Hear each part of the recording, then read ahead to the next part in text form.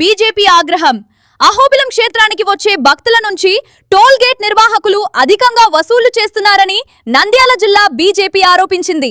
100 రూపాయల రసీదు ఇచ్చి 150 రూపాయల నుంచి 200 రూపాయల వరకు వసూలు చేస్తున్నారని విమర్శించింది.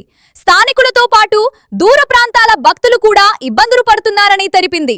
టోల్ ఫీజులను సామాన్యులకు అందుబాటులో ఉంచాలని దేవస్థానాన్ని కోరింది. సమస్య పరిష్కారం కాకపోతే చలో అహోబిలం కార్యక్రమంతో ప్రభుత్వ దృష్టికి తీసుకెళ్తామని హెచ్చరించింది. గ్రామ పంచాయతీ 150 రూపాయలు పెడితే మీకు నడిచి కట్టాలా? మేము పంచాయతీ ఇక్కడ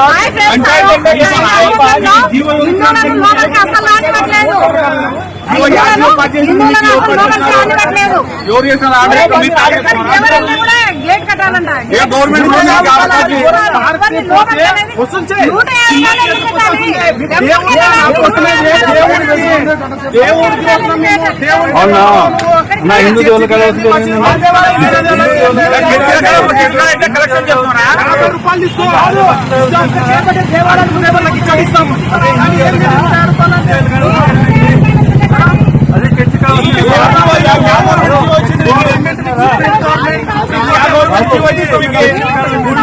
సంబంధమే లేదు.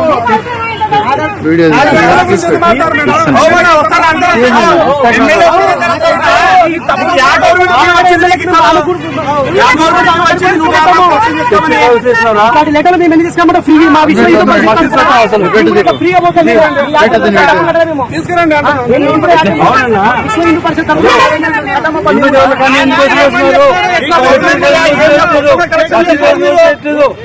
బస్సులు చేయట్లేదు.